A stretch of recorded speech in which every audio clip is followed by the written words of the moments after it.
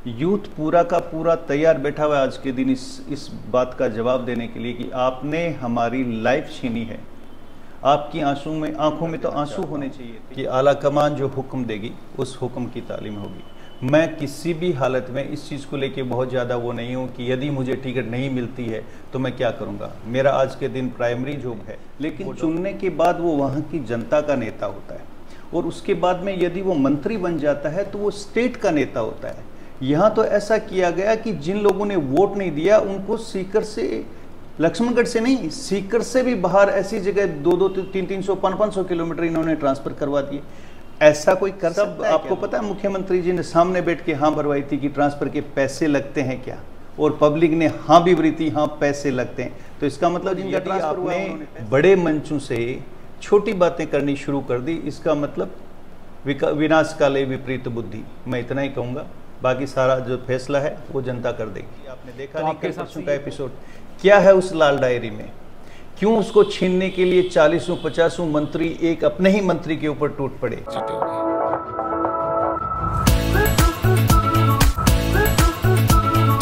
नमस्कार साथियों, मैं महेंद्र फोगाट और आप देख रहे हैं न्यूज़ 24।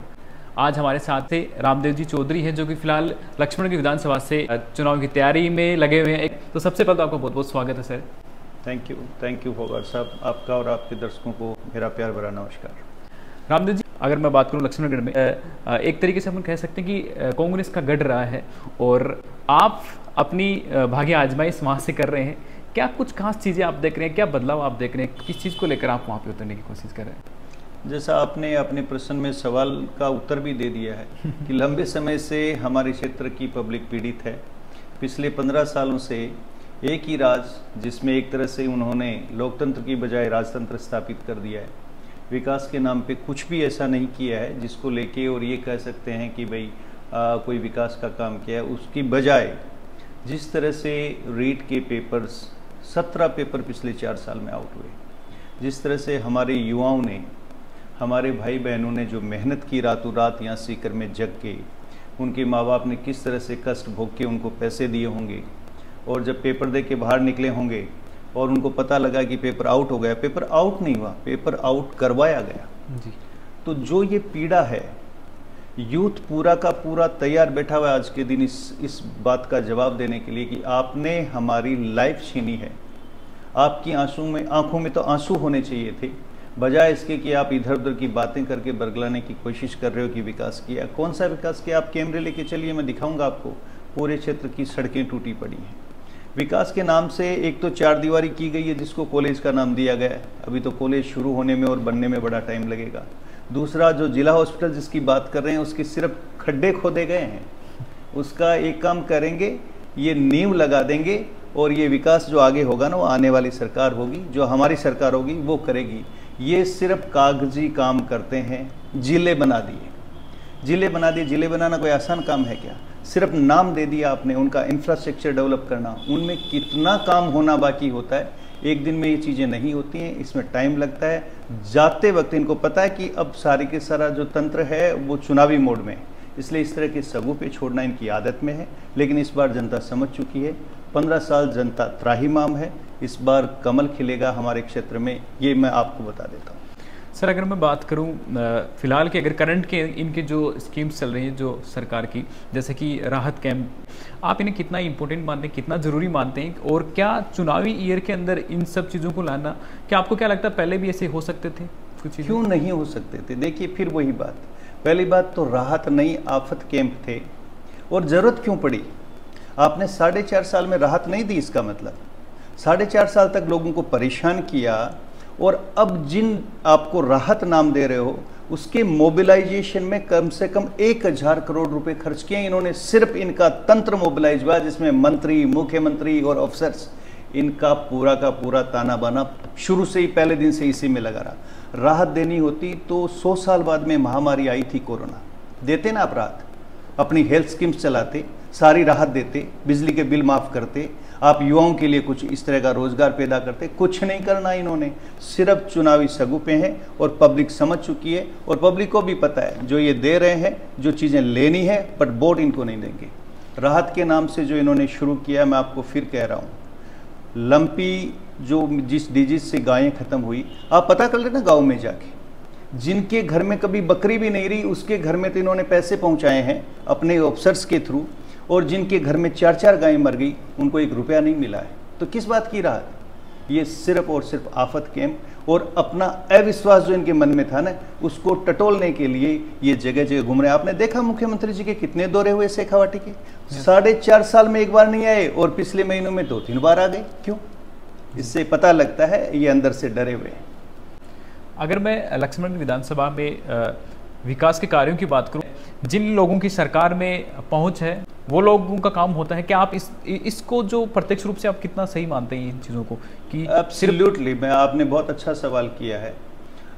कोई आदमी विधायक चुना जाता है, डेफिनेटली एक पार्टी से चुनता है, पार्टी विचारधारा के लोग वोट देते हैं, लेकिन चुनने के बाद वो वहाँ की जनता का नेता होता है, और उसके बाद में यदि वो मंत्री बन जाता है तो वो स्टेट का नेता होता है। यहाँ तो ऐसा किया गया कि जिन लोगों ने वोट नहीं दिया उनको सीकर से, लक्ष्मणगढ़ से नहीं, सीकर से भी बाहर ऐसी जगह 200, 300, 500 किलोमीटर इन्होंने ट्रांसफर करवा दिए। ऐसा कोई कर सकता है क्या लोकतंत्र में?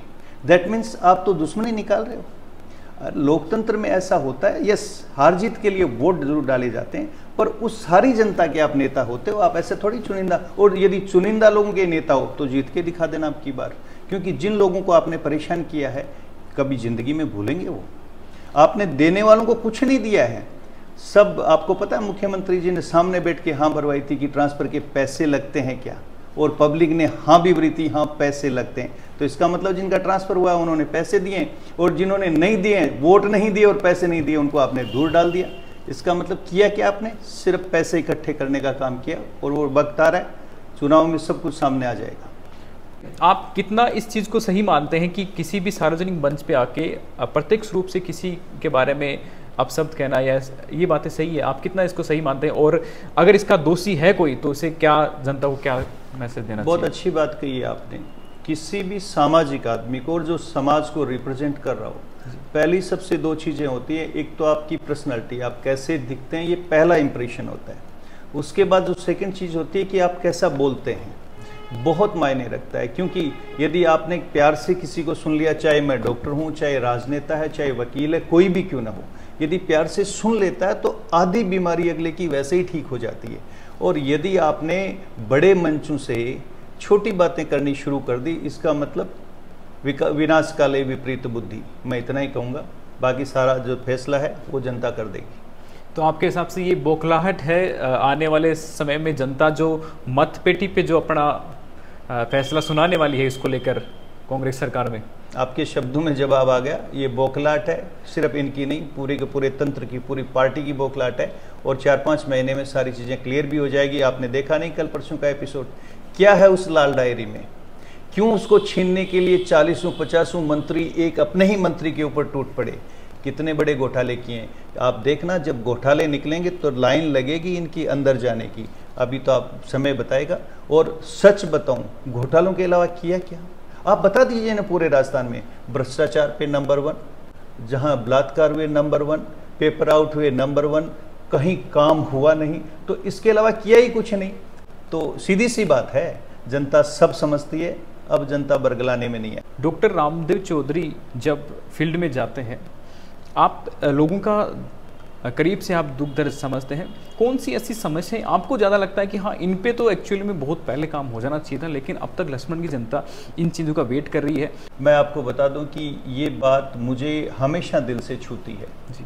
लोकतंत्र में सरकार का जो रोल होता है वो सबसे पहला जो होता है शिक्षा और स्वास्थ्य जी। पर ये दोनों ही चीज़ें आम जन को फ्री में मिलनी चाहिए। यदि शिक्षा और स्वास्थ्य में के अंदर यदि कोई आम आदमी पैसा खर्च कर रहा है या प्राइवेटाइजेशन बढ़ रहा है, इसका मतलब ये सरकारों का फेल्योर है। मैंने हर इंटरव्यू में ये बात बोली है।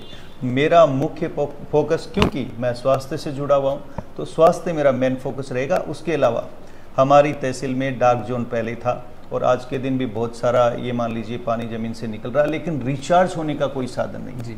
जब तक हम वाटर रिसोर्सेज पे काम नहीं करेंगे, ज़मीन को रिचार्ज नहीं करेंगे, आने वाले टाइम में हो सकता है हम पीने के लिए पानी को भी तरस जाएं। इन्होंने सगुपा तो छोड़ दिया है नहर का पानी, मतलब सरकारों ने तय कर दिया है कि ज़मीन तो आपकी राम भरोसे रहेगी, हाँ, हम पीने के पानी के लिए आपको नहर का पानी ला देंगे। दैट मीन्स वो भी दिन में 20-50 लीटर मिलेगा। आप इसके लिए सरकार के हाथ जोड़ते रहो, उनके आगे पीछे खड़े रहो। सोच ये होनी चाहिए हमारी ज़मीन रिचार्ज हो, पानी प्रचुर मात्रा में हो, उसके ऊपर खेती हो, किसान भी खुशहाल हो, उनके बच्चों को 2 रुपये खर्च करने के लिए मिले, शिक्षा सही हो, सड़कें सुदृढ़ हो। हर विकसित जगह जिसकी सड़कें अच्छी नहीं वो विकसित नहीं कहलाएगी, क्योंकि जब तक ट्रांसपोर्टेशन ठीक से नहीं होगा आपकी पैदाइश सही जगह पे नहीं जाएगी, 2 रुपये नहीं मिलेंगे।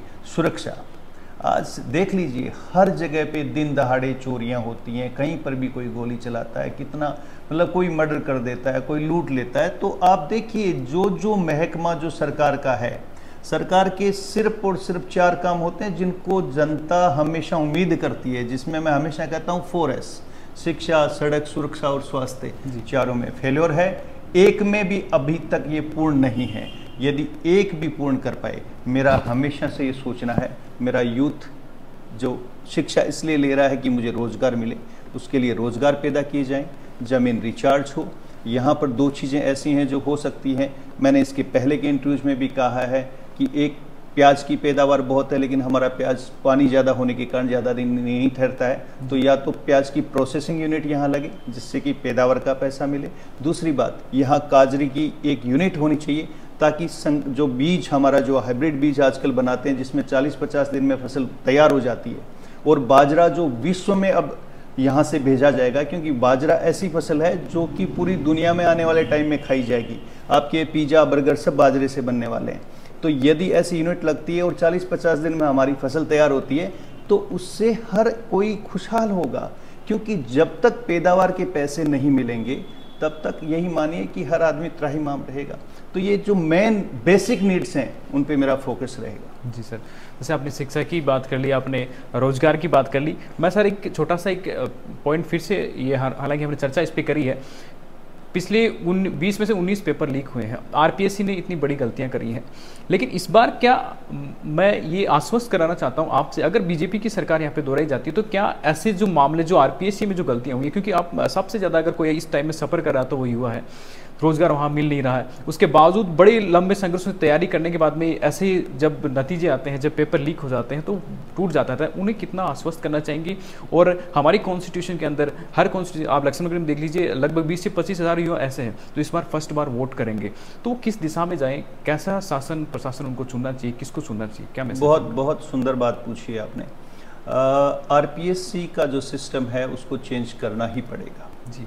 काफ़ी सालों से सुनते आ रहे हैं कि जिस तरह से आरपीएससी में घोटाले होते हैं, कैलेंडर नहीं है सर, मैं स्पेशली ये जानना चाहता हूँ कि 5 साल में एक एग्जाम कराती है, अब आरएस के लिए लीजिए, बिल्कुल कैलेंडर नहीं है। बिल्कुल नहीं, कैलेंडर ये रहे ना, इनके पास डेट्स हैं और एग्जाम होने के बाद में या तो एग्जाम कोर्ट में चले जाते हैं उसका रिजल्ट, या पेपर आउट हो जाता है। और 5-7 साल के अंदर जिस बच्चे ने बहुत मेहनत से तैयारी की है, हर बार उतनी मेहनत से तैयारी नहीं हो पाती है। मैं इसके साथ साथ एक बात और युवाओं से, मेरे छोटे भाई बहनों से ये कहना चाहूँगा, वो खुश ना हो इन लोगों से मिलके, मेरा मतलब नेताओं से मिलके।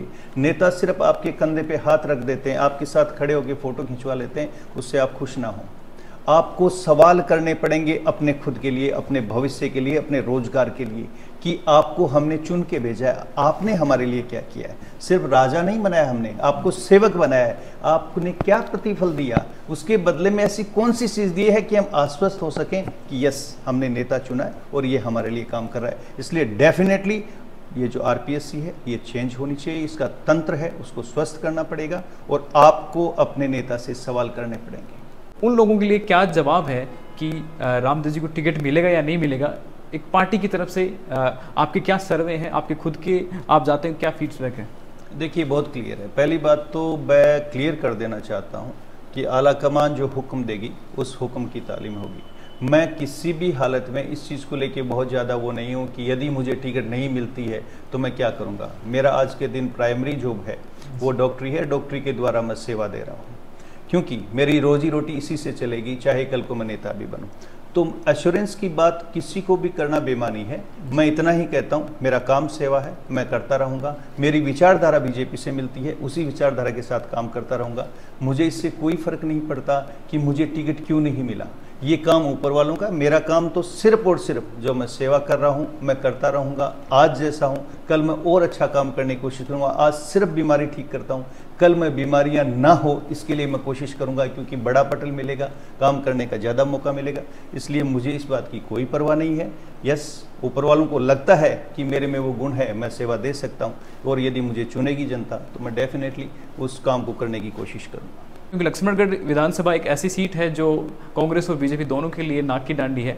आप किसे जिताना चाहते हैं और रामदेव जी के बारे में आप क्या पॉइंट्स, क्या व्यू रखते हैं, ये भी आप अपने कमेंट सेक्शन में जरूर रखें। Thanks for watching between shooting next video. Thank you, आप सभी का बहुत बहुत आभार।